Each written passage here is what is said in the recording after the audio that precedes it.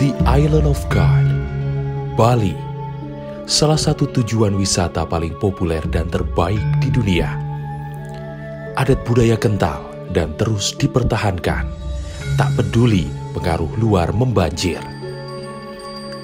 Taksu kalau orang Hindu bilang, inilah yang membuat aura Bali terpancar tanpa perlu dipaksakan.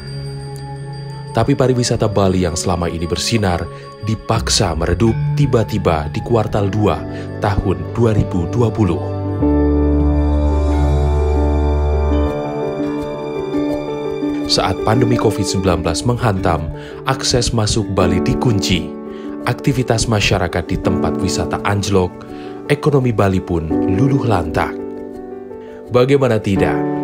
Lebih dari 54% produk domestik regional bruto atau PDRB Bali bergantung pada pariwisata. Sementara pariwisata merupakan sektor yang paling parah terdampak pandemi.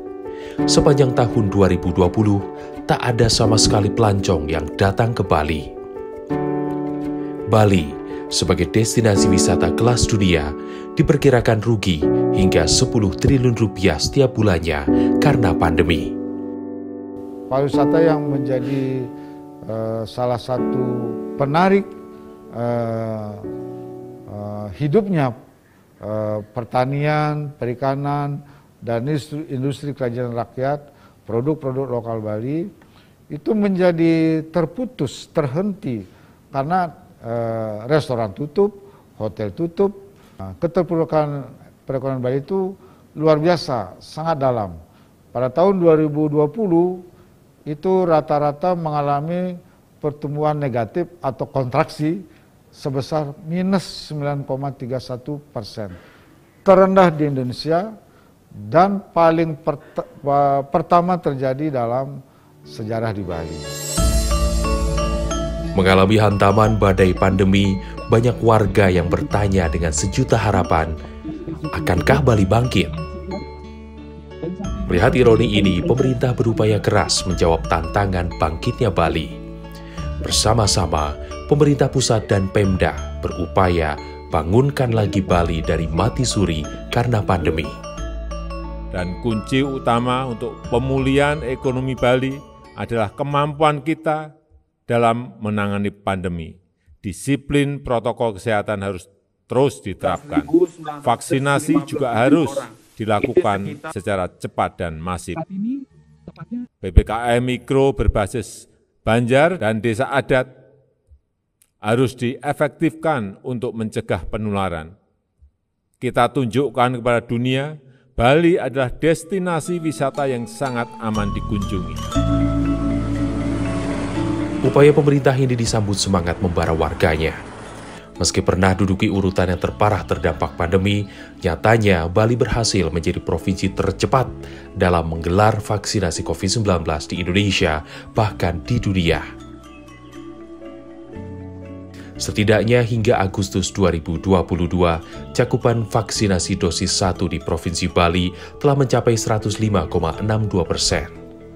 Untuk vaksinasi dosis 2 telah mencapai 96,87% dari target, serta untuk dosis 3 atau booster di Denpasar, Bali telah mencapai lebih dari 70%. Capaian vaksinasi penting sebagai pondasi Bali untuk bangkit. Dengan ini, masyarakat nasional dan dunia yakin bahwa Bali aman dari pandemi. Selain vaksinasi, penerapan sertifikasi protokol CHSE terus digenjot. CHSE sendiri yaitu cleanliness atau kebersihan, health, kesehatan, safety atau keamanan, dan environment sustainability atau kelestarian lingkungan. Ini adalah ikhtiar Kementerian Pariwisata dan Ekonomi Kreatif untuk hotel, restoran, serta tempat wisata agar aman dari penyebaran COVID-19. Berkat capaian ini perlahan tapi pasti Bali mampu bangkit. Penerbangan internasional tanpa karantina kembali dilakukan mulai 7 Maret 2022. Setelah itu, kebangkitan pariwisata Bali mulai dirasakan. Jumlah kunjungan wisatawan mancanegara yang tadi saya sebutkan, sekarang sudah melihat sampai 963.333 orang. Di mana rata-rata hampir 9.000, 10.000 per hari jumlah kunjungan wisatawan mancanegara ke Bali dari 23 maskapai penerbangan. Agustus tahun 2022, pariwisata Bali telah pulih dan menggeliat. Terukur dari jumlah wisatawan yang datang hingga angka tingkat keterisian hotel yang semakin meningkat. Tempat-tempat wisata juga sudah ramai dikunjungi. Kerja keras pemerintah dan segenap warga Bali telah berbuah manis. Pulau Dewata telah terlahir kembali sebagai destinasi wisata yang aman. Namun tidak terlena, Bali yang mulai bangkit juga telah belajar dari pandemi berdasarkan surat edaran Gubernur Bali nomor 3355 tahun 2020 telah disusun protokol tatanan kehidupan era baru atau PTKEB. Protokol inilah yang menjadi pedoman bagi 14 sektor di Bali, mulai dari pariwisata, fasilitas kesehatan, transportasi, hingga kegiatan adat, agar menjalankan kegiatan sesuai standar operasional tertentu. Ini adalah upaya menjaga Bali mampu bertahan bila suatu saat akan ada bencana alam ataupun wabah lain serupa COVID-19 melanda.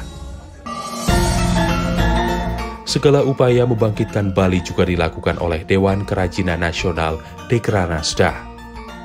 UMKM segala jenis kerajinan dan produk lokal bernilai seni tinggi menjadi sumber utama dari bangkitnya ekonomi daerah. Lalu seperti apa cerita para seniman Bali yang terhempas oleh pandemi dan bagaimana mereka akhirnya mampu bangkit?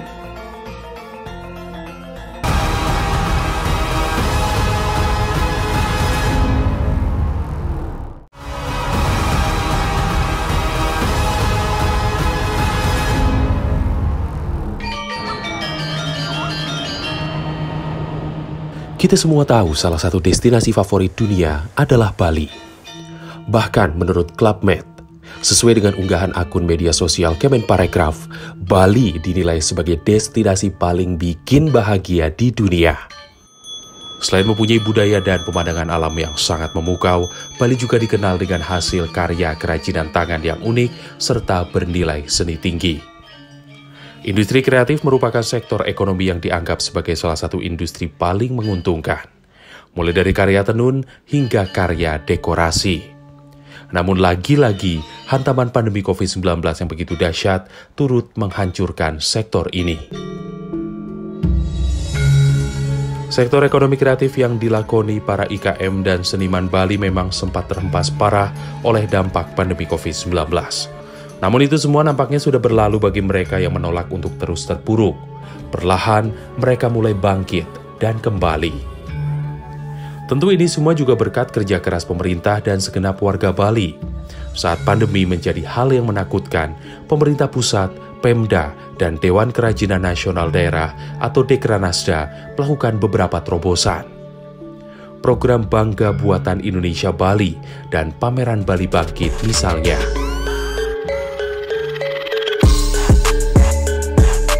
Taman Werdi Budaya Art Center di Denpasar menjadi galeri bagi para IKM untuk dapat memamerkan dan memasarkan produknya secara offline.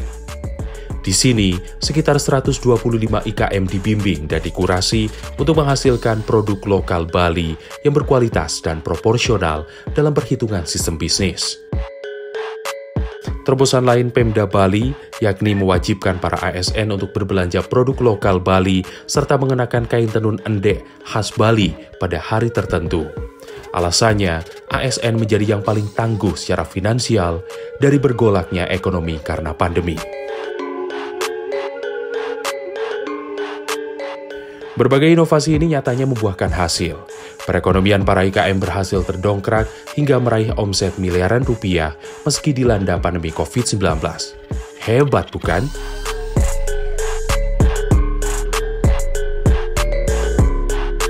Malah kemarin ketika Pesta Kesenian Bali, kita sudah boleh keluar, jadi protokol kesehatan sudah sedikit mengendor, sepertinya Bali sudah melandai pandeminya, itu malah omset dalam sebulan mereka meraup 10 miliar. Kalau tidak salah ya kurang lebihnya 125 tenan.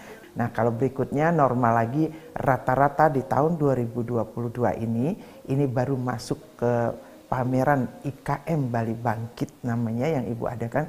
Itu di tahun 2022 sudah masuk bulan yang ke-7. Yang ke-7 ini baru setengah bulan itu omsetnya sudah 1,6 miliar.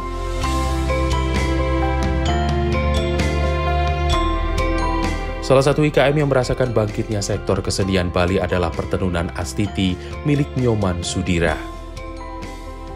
Berdiri sejak tahun 1986, belum pernah usaha tenun endek miliknya terdampak krisis parah seperti pandemi COVID-19. Banyak dipergunakan untuk seragam-seragam upacara. Baik itu upacara perkawinan, upacara malah wisuda pun pakai kain endek sekarang. Kalau dulu sebelum pandemi, tenun saya di sini tenaganya semua untuk tenun aja, itu sekitar 40. Nah setelah kondisi pandemi, itu cuma 5 dioperasikan. Nah sekarang sudah meningkat lagi, sudah bertambah menjadi sekitar 10. Endek merupakan kait yang amat melekat dengan Bali. Warga lokal biasa menggunakannya untuk berbagai kegiatan upacara adat dan kegiatan sehari-hari. Endek atau tenun ikat ini merupakan salah satu fokus pameran Bali Bangkit untuk membangkitkan kembali industri wastra asli Bali. Saya kira banyak sekali pengaruhnya, terutama adanya pameran-pameran yang sekarang kan ada Bali Bangkit. Itu bagi saya sendiri sangat membantu sekali. Kalau kita anggap sebelum pandemi itu 100, pada saat pandemi itu cuma 5%. Ya sekarang sudah meningkat menjadi sekitar 25%, 25-30% lah pasar kita. Ini banyak sebenarnya dari upaya pemerintah juga, pemerintah Bali terutama dengan pergubnya yang memang mewajibkan harus pakai kain endek. Ya, tiap hari Selasa itu pakai kain endek kita. Selain wastra, Bali juga dikenal dengan karya-karya seni dekorasi hingga furniturnya yang khas.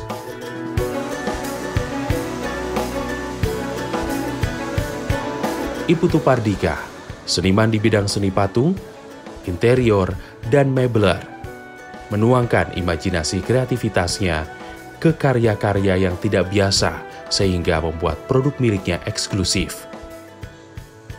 Semuanya dibuat dengan tangan dan tidak diproduksi secara massal. Tak ayal, keunikan produk yang dihasilkan berhasil menembus pasar Eropa. Tapi karena pandemi juga tak pandang bulu, seniman ini juga harus merasakan dampak yang begitu menyesakan. Beruntung program-program Bali Bangkit oleh Pemda yang diikutinya mampu membawa angin segar. Waktu pandemi itu hampir semua toko hampir tutup, tidak ada tamu. Tidak bergerak ekonominya, diam. Nah, bersyukur ada pameran Bali Bangkit. Ibu Gubernur Ibu Swastini Koster mengadakan pameran Bali Bangkit. Kita disupport, dikasih tempat gratis, dipromosikan. Jadi kita jadi seniman lebih ada harapan nih, masih ada rangsangan untuk berkarya yang baru gitu. Ya ada 30 juta, ada 20 juta gitu. Dampak dari inovasi program Bali Bangkit ternyata tidak sebatas dirasakan oleh pemilik IKM, tapi juga sampai ke para pegawainya. Upaya bangkit bersama ternyata membawa kebangkitan semangat untuk siapa saja yang ikut terlibat. Turis sudah mulai datang, pesanan juga sudah mulai ada, ya. Udah syukur sekarang kerjaannya lagi semangat seperti dulu lagi gitu ya. Yang diprogramkan sama Bapak Gubernur ya masalah Bali Bangkit itu saya sangat apresiasi sekali. Saya mendukung sekali. Ya mudah-mudahan Bali kembali seperti dulu lagi gitu. Yang bergelimang turis banyak gitu. Otomatis orderan jadi banyak gitu ya. Itu harapan saya. Itulah gambaran para seniman dan pengrajin di Bali dengan ceritanya menghadapi pandemi dan kondisi saat ini yang telah berangsur bangkit. Lalu bagaimana upaya bangkit dari industri ramah tamah seperti tempat wisata, hotel, hingga restoran yang nihil pemasukan saat pandemi?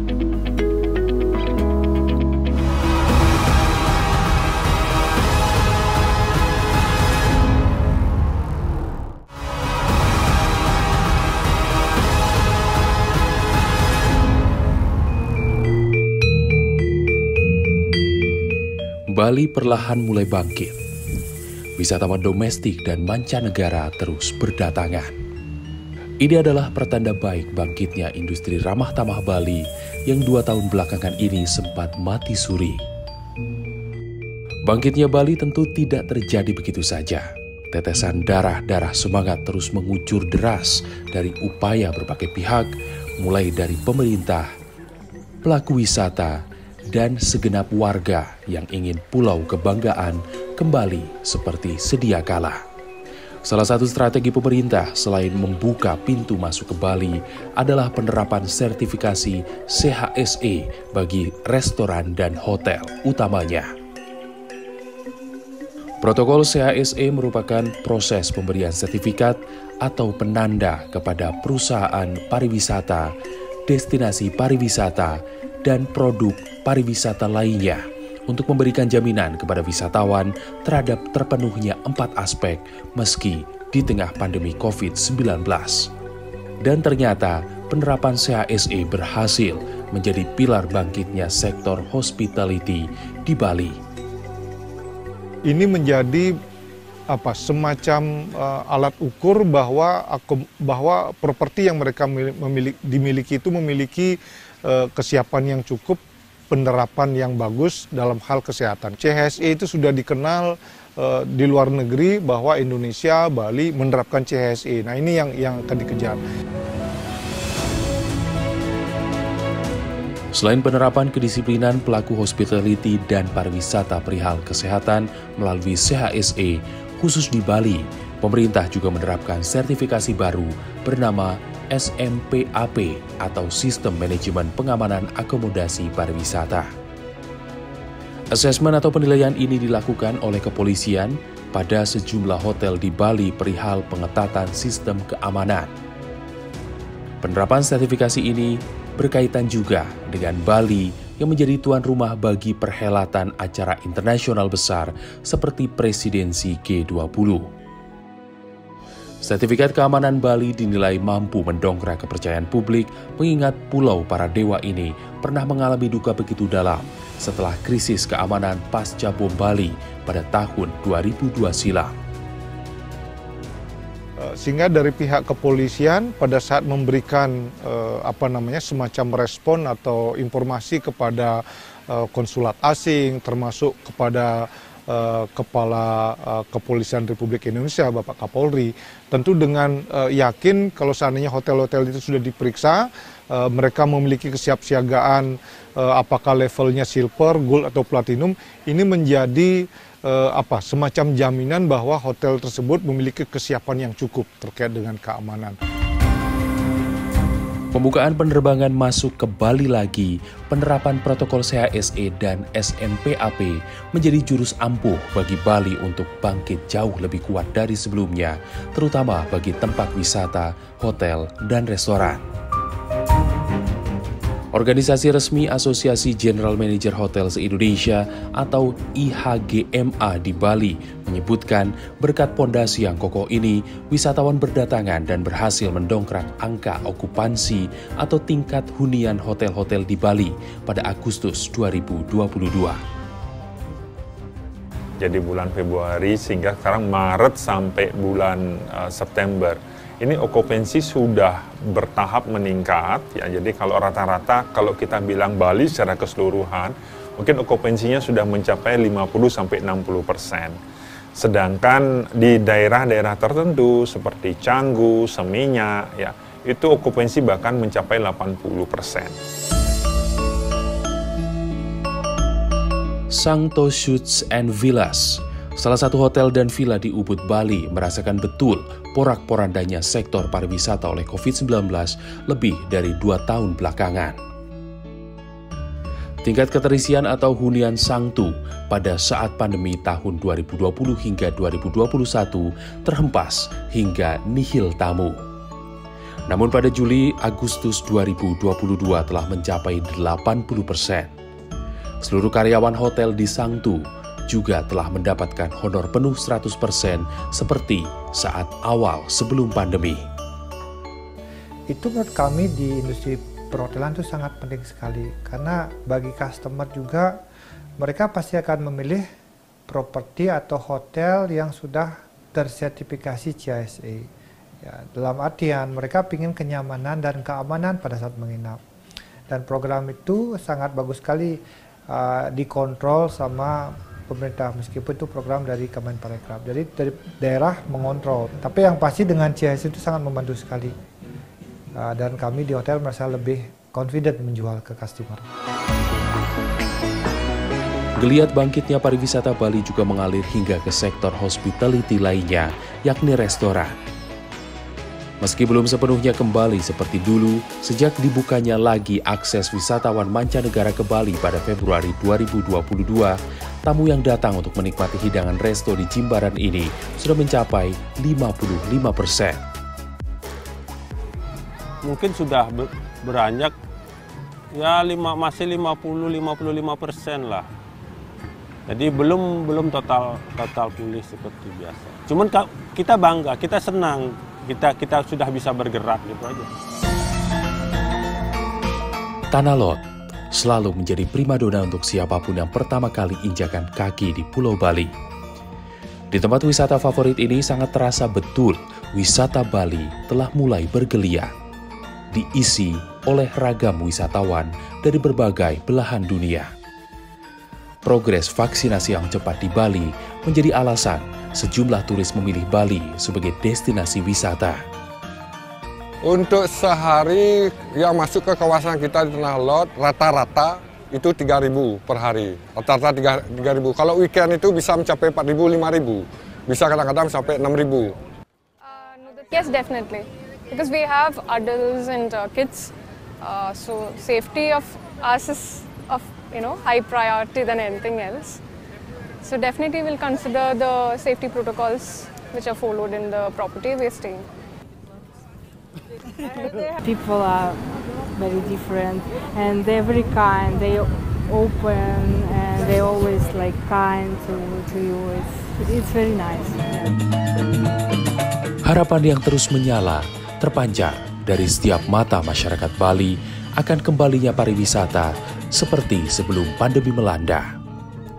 Pandemi telah menjadi sebuah pelajaran luar biasa yang belum pernah didapatkan sebelumnya. Kontemplasi dan perbaikan diri menjadi hikmah yang tersirat, sehingga gerakan bangkitnya Bali dari keterpurukan setelah pandemi merupakan anugerah yang terus diupayakan agar tak lagi hanya sekedar mimpi.